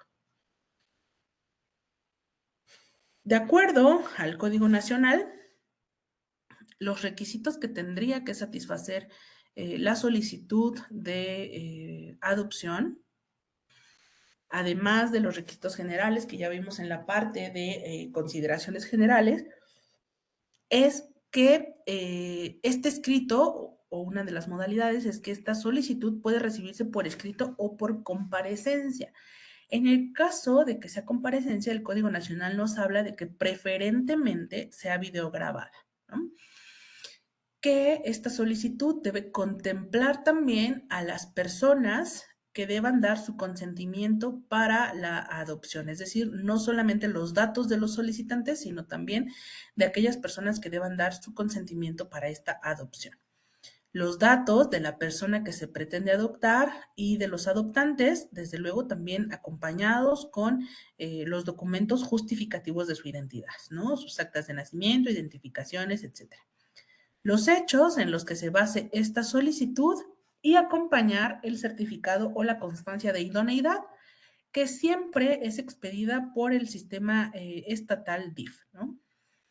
Aunque este requisito no es obligatorio. O sea, si la persona adoptante ya tiene su certificado de idoneidad, puede acompañarlo a su solicitud. Si no lo tiene, se prevé para que se le expida o se hagan los estudios necesarios a ver si satisface los requisitos para ser considerado como adoptante. En el auto admisorio que se dicta en este procedimiento de jurisdicción voluntaria, tiene varias particularidades. La primera es que se emite el mismo día en que se recibe la solicitud, es decir, aquí hay un plazo específico para proveer sobre esta solicitud y que es el mismo día en que se recibe, tendría que emitirse la respuesta o el acuerdo correspondiente. En este auto se ordena notificar al sistema estatal, al sistema DIF, ya sea nacional o estatal, a través de la Procuraduría de Protección de Niños, Niñas y Adolescentes. Si los solicitantes no acuden representados o presentan su solicitud sin una persona, abogado, patrono, entonces se designa de manera inmediata un defensor público para que los asista en este procedimiento. En caso de que esta solicitud se realice, más bien no se haga acompañar del certificado de idoneidad, entonces se va a girar las instrucciones necesarias para que la institución encargada de su expedición, en este caso el DIF, lo expidan y remitan su expediente dentro del plazo de 90 días. Aquí también se debe condicionar a los adoptantes para que comparezcan ante esta institución en el plazo de 3 días para que realicen los trámites correspondientes y les puedan ser expedidos estos certificados. Otra de las formalidades o de los actos procesales que deben ventilarse en este trámite de la adopción es el consentimiento de las personas que conforme a la ley deben otorgarlo para la adopción. Serían aquí en este caso quienes ejercen la patria potestad en tratándose pues de la conclusión o de los cuidados que se hubieran otorgado o de las instituciones que tengan albergados a estos niños que pretenden ser adoptados. Este consentimiento debe realizarse en comparecencia ante la propia autoridad que está conociendo de este procedimiento de adopción o a través de un instrumento público en donde conste fehacientemente que se otorga este consentimiento para llevar a cabo la adopción. Este consentimiento puede hacerse de manera conjunta cuando se presenta la solicitud, es decir, que esta solicitud sea autorizada tanto por quienes pretenden adoptar como por la persona que debe otorgar el consentimiento, o bien durante el procedimiento. Y si es durante el procedimiento, ya dijimos que tiene estas dos modalidades, ¿no? Que se haga en comparecencia individual ante el juez. Este consentimiento, desde luego, tiene que ser informado y razonado de cuáles son las consecuencias de otorgarlo, o bien que se haga a través de un instrumento público ante un fedatario. Durante este procedimiento de adopción pueden emitirse diversas medidas provisionales. No hay un límite, ¿no? Pueden ser unas distintas, pero de manera enunciativa respecto de la guardia y custodia de los cuidados que tendrá la persona que pretende ser adoptada, ¿no? ¿Quién va a tener al niño, niña o adolescente durante el trayecto del procedimiento? Pero además, y esto es muy importante, prever lo necesario para que tanto el niño como los adoptantes y en su caso las personas que otorgaron o deban otorgar su consentimiento tengan acompañamiento psicológico respecto a las consecuencias que implica pues este trámite de adopción. Una vez que se satisfacen estos requisitos, pueden celebrarse las audiencias correspondientes. O más bien aquí hay, este procedimiento puede tener hasta 3 audiencias de acuerdo a las modalidades en las que se presente. La primera audiencia puede ser para recibir la solicitud por comparecencia, ¿no? Es decir, hay una primera audiencia en donde el compareciente, los que pretenden adoptar y, de ser el caso, quien otorga el consentimiento, se presentan ante la autoridad jurisdiccional para hacer valer esta solicitud de adopción. Entonces, esto se recibe en una audiencia, evidentemente es videograbada, asiste el Ministerio Público y ahí pues se exponen los requisitos de esta solicitud, proporcionan los documentos necesarios y se emite la admisión y la disposición correspondiente en cuanto a recabar los informes de idoneidad si no se tuvieran, ¿no? Puede haber otra segunda audiencia o una audiencia distinta cuando la solicitud se presentó por escrito. Entonces, se señala una audiencia para escuchar a las personas solicitantes. O sea, además de que ellos ya formularon por escrito su solicitud, habría que escucharlos en cuanto a la intención de esta adopción y desde luego también tiene por objetivo que el juez, la jueza, hoy en día es una jueza, se cerciore precisamente de los datos de esa solicitud y prevea lo que considere necesario en relación a las medidas provisionales.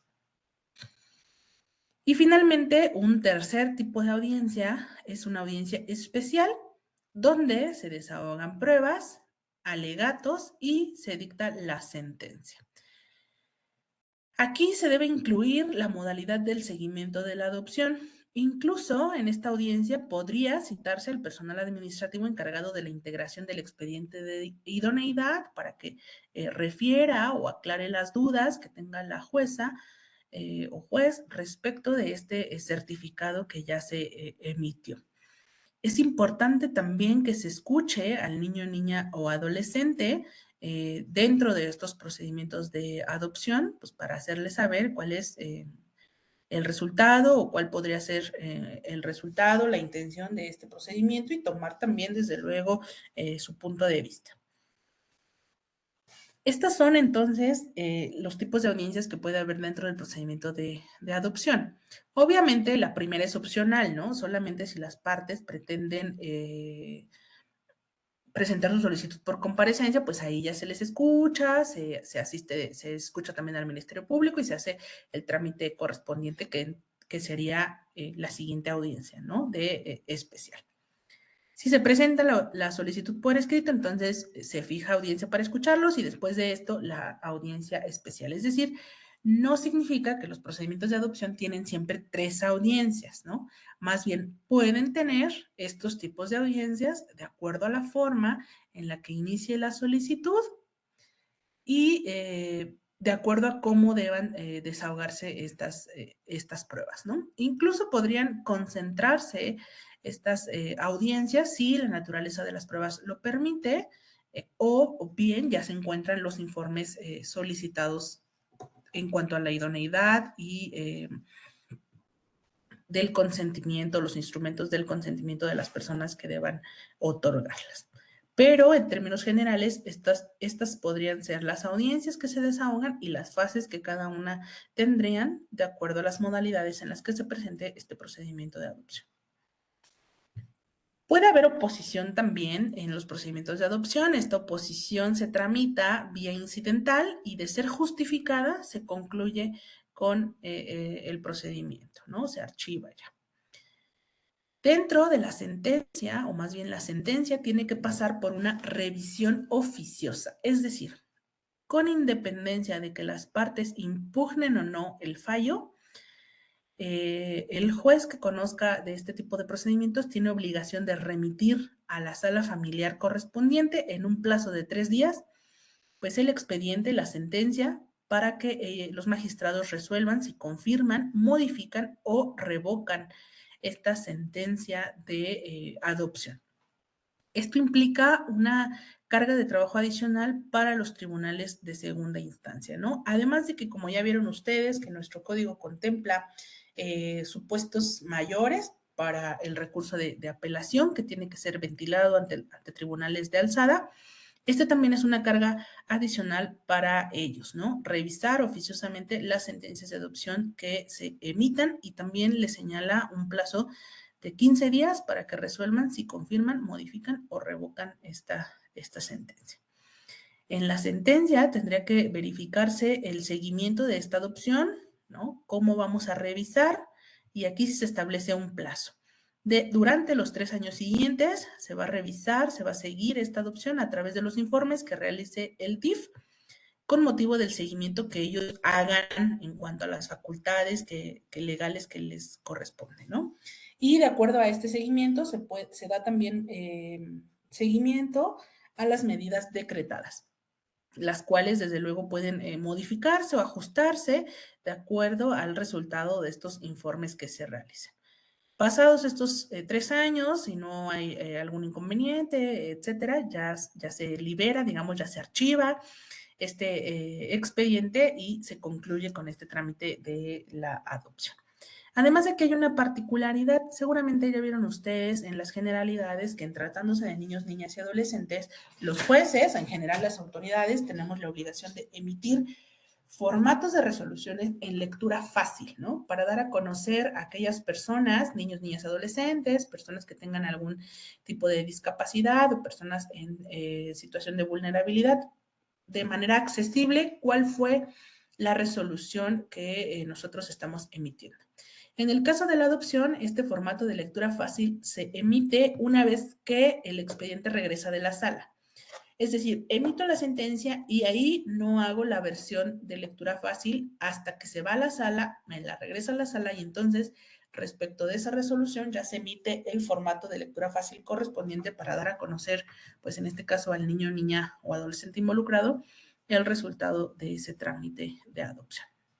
Estas son las particularidades que se prevén en este trámite de adopción que se ventilará en la vía de jurisdicción voluntaria. Y aquí vemos el flujograma, ¿no? Se recibe la solicitud, se notifica al DIF, ya dijimos nacional o estatal. Si esta solicitud se acompaña del informe, sí, entonces ya se tiene recibido junto con las copias. Si no, entonces se requiere al DIF para que en un plazo de 90 días emitan el resultado de este informe de idoneidad, pero además se remite a los adoptantes para que realicen las gestiones necesarias ante el DIF. Una vez que se recibe este informe, se hace el acuerdo sobre pruebas, se provee sobre medidas provisionales si fueran necesarias y se fija fecha para comparecencia. Esta comparecencia es la audiencia que nosotros decíamos donde se escucha a las partes si fuere que esta solicitud se recibió por escrito, ¿no? Si no, entonces inicia con la solicitud videograbada donde se agota esta primera parte. Una vez que se realiza esto, se fija una audiencia especial en 5 días que tiene por objeto escuchar al niño, niña, adolescente, desahogar las pruebas y emitir la resolución. Se remite a segunda instancia la resolución forzosamente en 3 días. Ellos deben resolverla o revisarla dentro de 15 días y si la confirman, entonces ordenamos la inscripción de la adopción, la ejecución oficiosa y la revisión o seguimiento durante los próximos 3 años. Así es como está contemplado el trámite de la adopción en nuestro Código Nacional. Y el último trámite o el último procedimiento que se contempla como jurisdicción voluntaria y que tiene una tramitación especial es esta restitución nacional de niñas, niños y adolescentes. Esta restitución nacional privilegia o protege el derecho de niños, niñas y adolescentes a no ser trasladados de su lugar habitual de residencia. Es decir, no se decide de manera definitiva sobre guardia y custodia, sobre régimen de convivencia o patria potestad. El efecto de este procedimiento en jurisdicción voluntaria es únicamente tutelar ese derecho del niño a no ser trasladado de su lugar habitual, ¿no?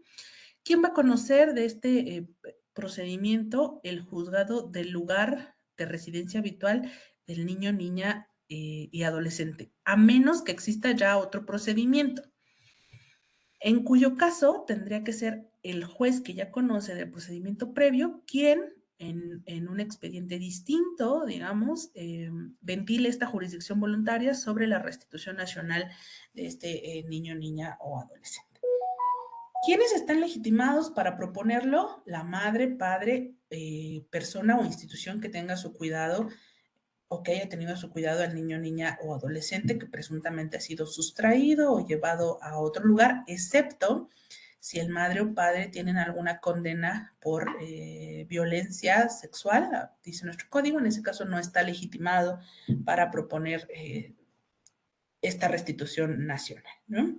Además de los datos generales, esta solicitud debe de tener los datos del niño, niño, adolescente, la relación o parentesco que tenga él con la persona solicitante y con la persona sustractora o quien se lo llevó de su lugar de residencia habitual, la manifestación bajo protesta de que este niño ha sido trasladado o retenido en un domicilio que no es el de su residencia habitual, acompañar los documentos de identidad y residencia del niño, niña o adolescente, es decir, aquí su acta de nacimiento, los documentos con los cuales se justifica que efectivamente en este lugar era donde tenía su residencia habitual, ¿no? Pueden ser escolares, de actividades extracurriculares, no sé, todos los documentos que justifiquen esta residencia del niño, niña o adolescente en el lugar en donde se está proponiendo este procedimiento de jurisdicción voluntaria.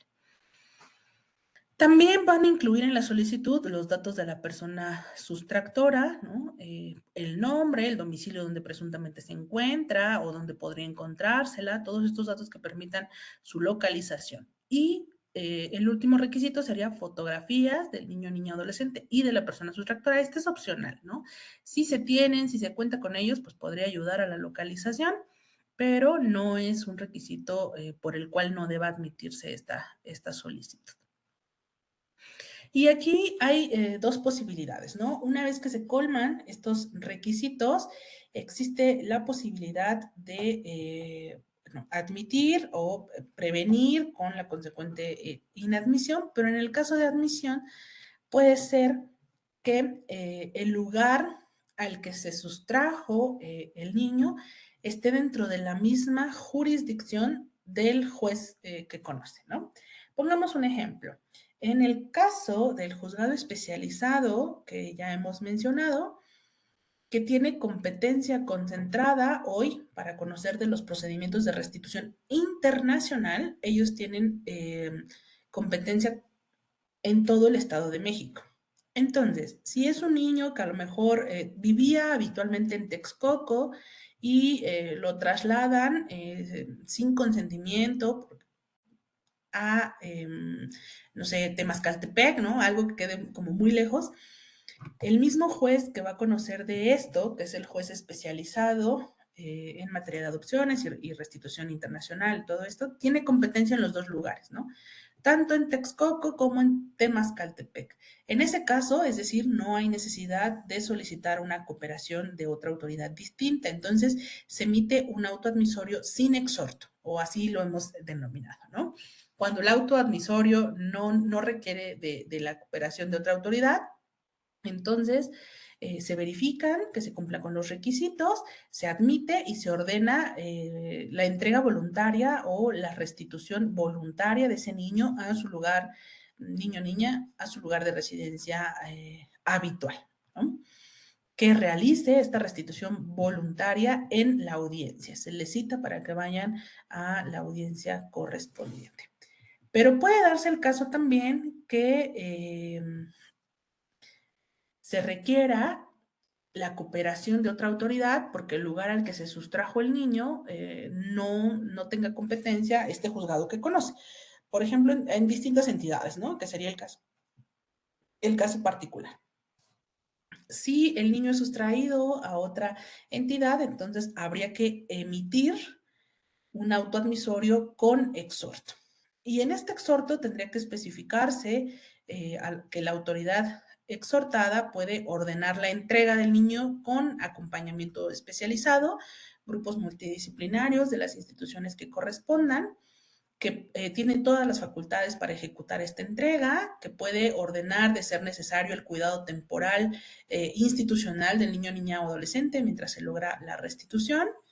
Si hay oposición, notificar del procedimiento y citarlo a una audiencia, desahogar la audiencia y resolver y ejecutar con plenitud de jurisdicción. Es decir, en el caso de que se haya sustraído a un niño, niña o adolescente a otra entidad, eh, la facultad que va a tener este juez o la participación que va a tener el juez exhortado es de desahogar todo esto, ¿no?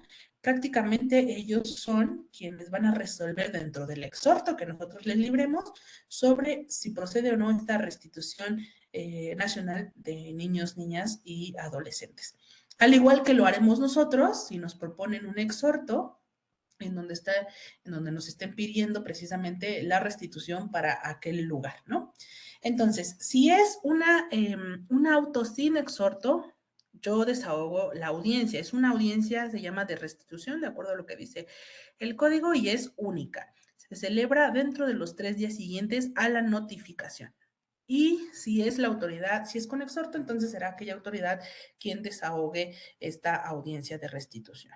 ¿Qué es lo que se hace en esta audiencia? Primero, si comparece la parte sustractora, quien se llevó al niño, niña o adolescente de su lugar habitual, entonces puede hacer valer objeciones, es decir, oposiciones al procedimiento y ofrecer pruebas.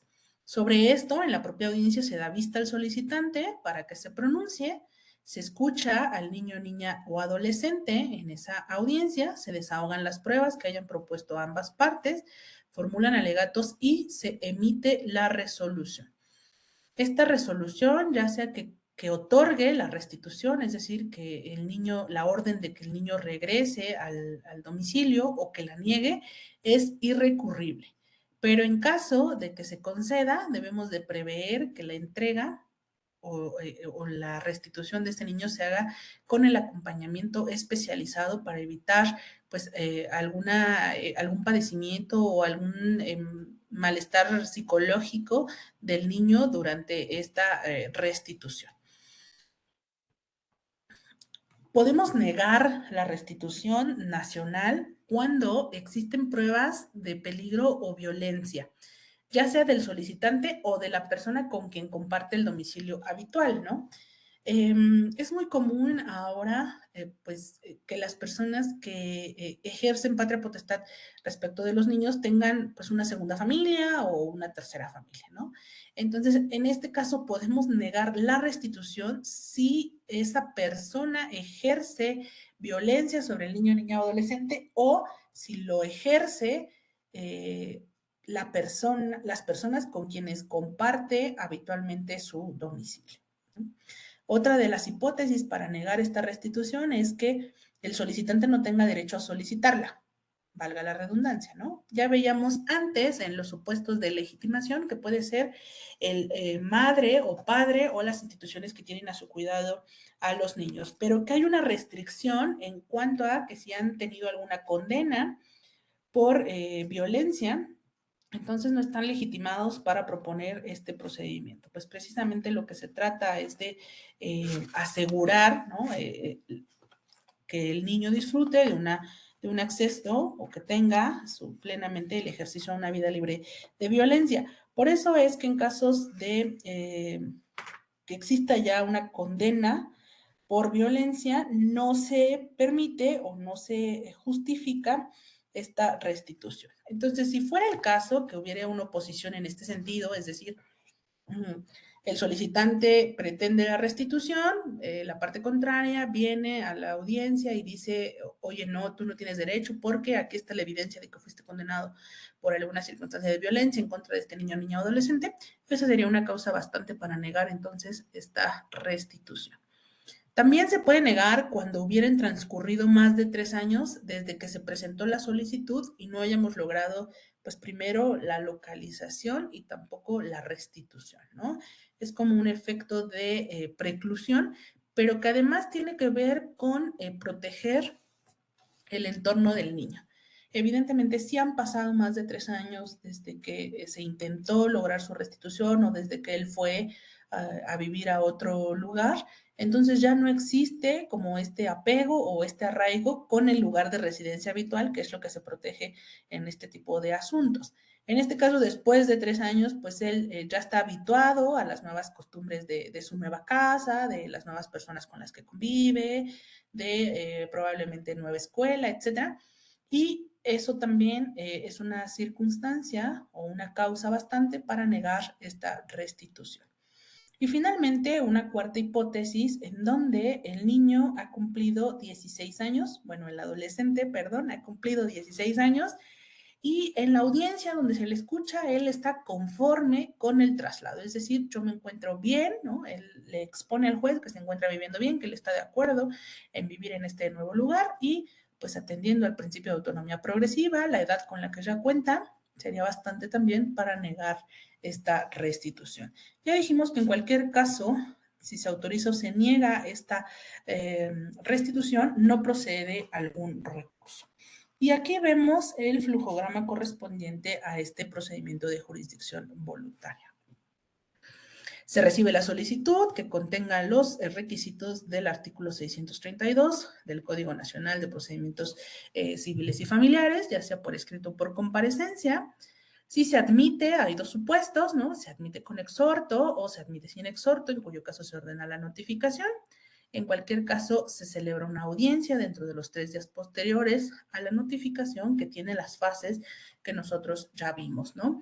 Que la parte sustractora o a quien se imputa esta sustracción haga valer sus objeciones, ofrezca pruebas, que se desahoguen las pruebas de ambas partes, que se escuche al niño, niña o adolescente y que se resuelva lo correspondiente. Sí, puede darse también el caso de que en esta audiencia la parte sustractora haga una presentación y entrega voluntaria, ¿no? En cuyo caso pues ya no es necesario resolver alguna cuestión, se verifica la restitución por la persona solicitante al domicilio de residencia habitual y se archiva el expediente. De no ser así, entonces ya sea que se proceda a la restitución, que se conceda o que se niegue, en cuyo caso no procede recurso alguno. Esa sería la resolución definitiva. Y así es como se abordó entonces estos temas relativos a la jurisdicción voluntaria.